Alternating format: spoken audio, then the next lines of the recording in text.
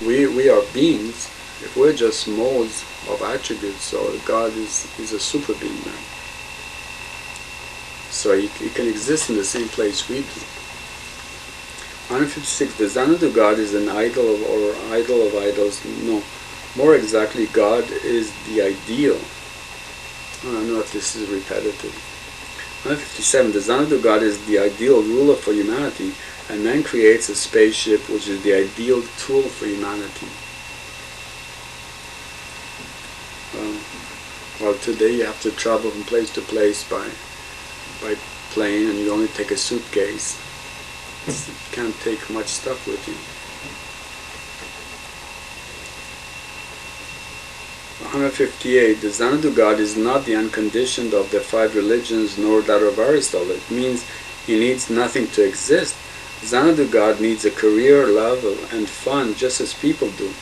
We are in his image. People specialize and depend on each other and require life to be worth living, not just to exist.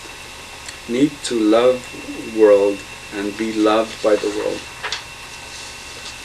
Okay, this is page 10. 159. The Xanadu God. Okay, definition.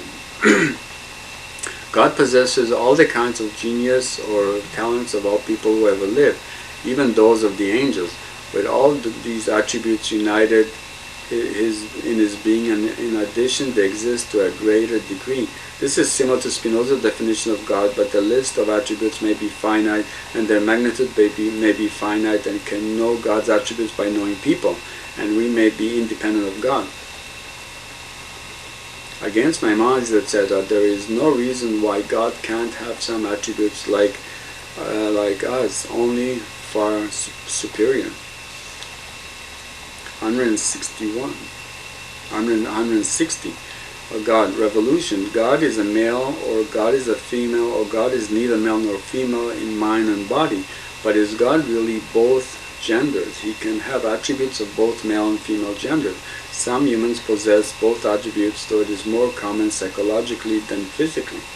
But they say God has no body and is pure spirit.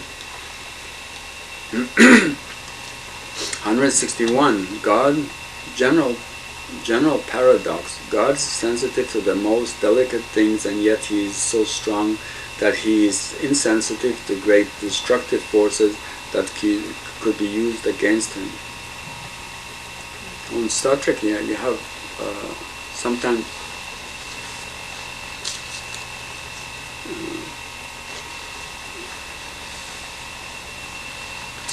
on Star Trek sometimes you have shield, you have strong armor, but sometimes you raise shields when you need more protection.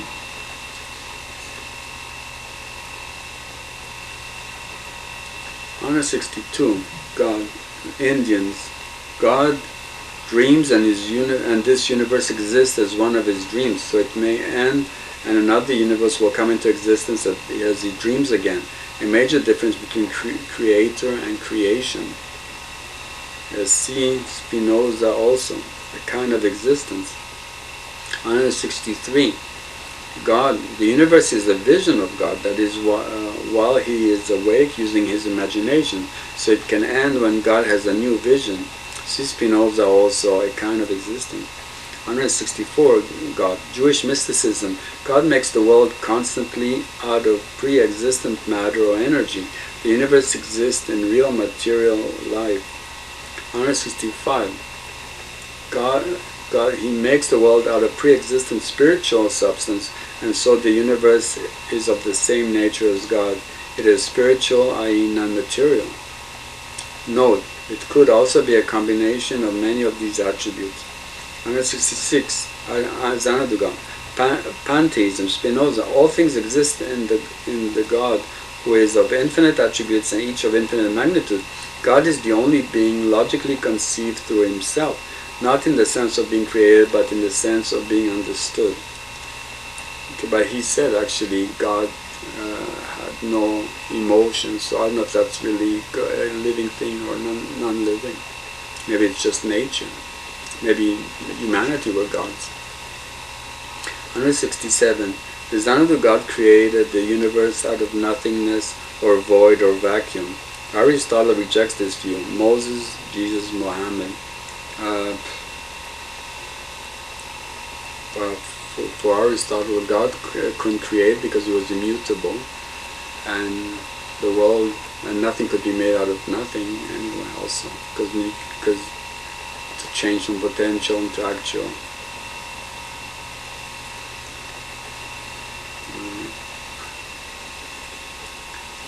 Note: a key question is whether the world is a constituent part of God or separate from Him.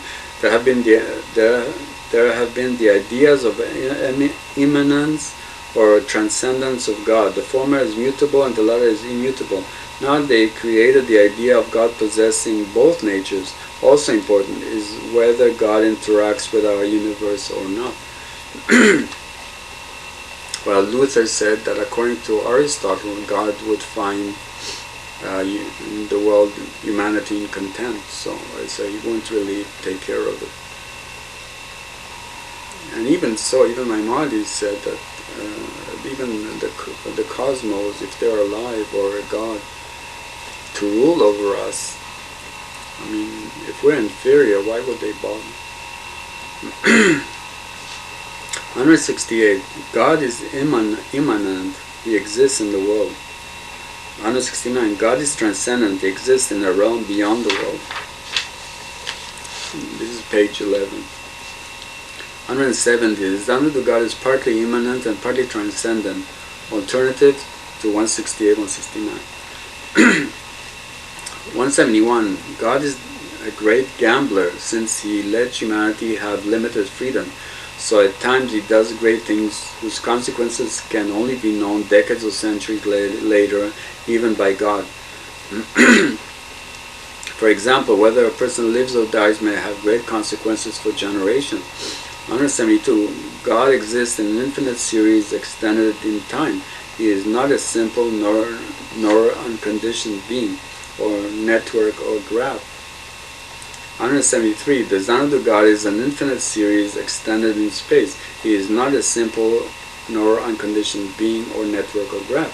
Note: call the ruler the supra-God, not simply God, since you mean a different idea than most people do when they speak of God. Our ideas of humanities have changed. I mean, human beings are seen more like Superman and Superwomen, or Wonder Woman, or Wonder Man. So the idea of God also should be evolved into a super-God. 174. The Zanadu God really is the Zanadu God really light energy or electromagnetic waves of very great magnitude and beyond our range of vision? Einstein gave mathematical formula for God in that case. He used very advanced mathematics, but we must take the distortion of space-time as occurring in our perception of God depending on our point of view, moving or accelerating. Not that space and time itself is distorted. There's only one reality out there. So this is the basis of a new proof of the existence of God, since see proof number 301. We must search for such electromagnetic waves of energy in the universe. We already have radio telescopes. With the naked eye, we can't see radio waves. I think they detected pulsars or something, because we use radio waves. And they're kind of stars. Okay, so now that's 174. 175. Okay. Note. Zanadu Super-God. Now precede each proof of God with one or more of these definitions? Question mark. 175. Alternative to 167. The Zanadu God created, quote unquote, the world out of spiritual matter. That is, He just made it physical. This is less objectionable than creation out of nothing, which Aristotle rejected. But unlike Aristotle, spiritual matter is not pure form and immutable, since God is spiritual unless the matter was outside time.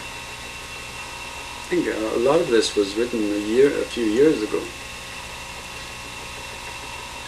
Again, Maxwell now, for existence of electromagnetic waves, and maybe Einstein now with gravitational waves. It's kind of like an intermediate kind of reality, because you have matter, and you have matter, and you have now energy, whereas waves or gravitational waves that can exist independently. So it's not another kind of dimension that was discovered.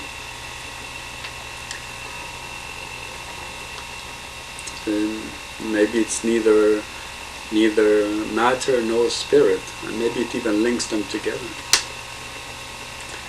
Note, many of these may be attributes of action. To see our spaceship, so see our spaceship implementation notes for ideas or proofs or algorithms of how to implement these attributes. See, since God may use super technology that He created in order to do things in this world, instead of doing things by magic or by mysterious miracles or nature. Surprise, God also creates technology, not just nature. 176. The Zanad of God is that being that is greater than man, and men are not equal.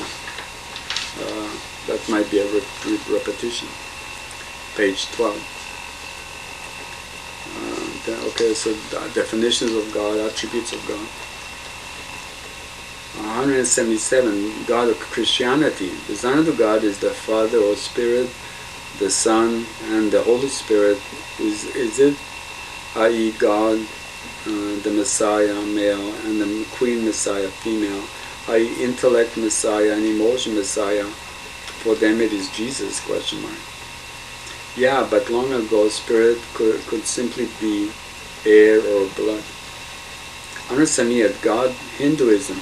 The Zanad of God is the creator or preserver and destroyer. We unite them into one. Number 179. God in Buddhism. Zanad of God is the man who has achieved enlightenment or Buddhahood. 180. God in Judaism. The Zanad of God is the one with the 13 attributes, though for Maimonides God has 10 attributes listed in the Bible, e.g. Loving kindness, mercy, visiting the iniquities of the father upon the children for several generations, jealous God, etc. He speaks to them. Prophecy. He is a God of war, God of Abraham, Isaac, and Jacob. He is anthropomorphic, giver of the commandments via Moses for Jewish people, not for the family only, like for Abraham was only for the family. But really, Maimonides rejected the idea that God has attributes, because he saw God as a necessary existent or prime mover, according to Moses or Abraham, and so he was immutable and outside time. Because for Moses it was a necessary existence. 181. God, Islam. The Zanad of God is the God of Muhammad. They reject Judaism, i.e. not the chosen people. It is Ishmael, not Isaac, who is the son chosen by God, and they reject Jesus, Christian, as chosen. It is Muhammad who is the chosen. Jesus was a prophet, but he was no God or Messiah. Moses also was a prophet according to them, but Muhammad is the greatest prophet of all. God has no son. Today we have racism today. 182. Confucianism, Confucius view. Well, then later you had New Confucianism, and 100 years ago China rejected Confucianism, and New Confucianism was no longer the official religion of China. Became Marxist, following Marx. a communist country.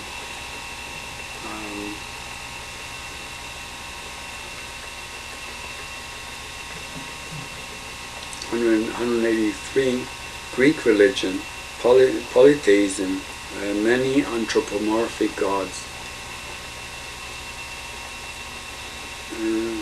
184, God. Zeus is the chief god. Did he have a wife and children? Zeus was the chief god, and he had a wife and children. Apollo and other gods. I think like also the wife of Athena and the son Apollo, etc.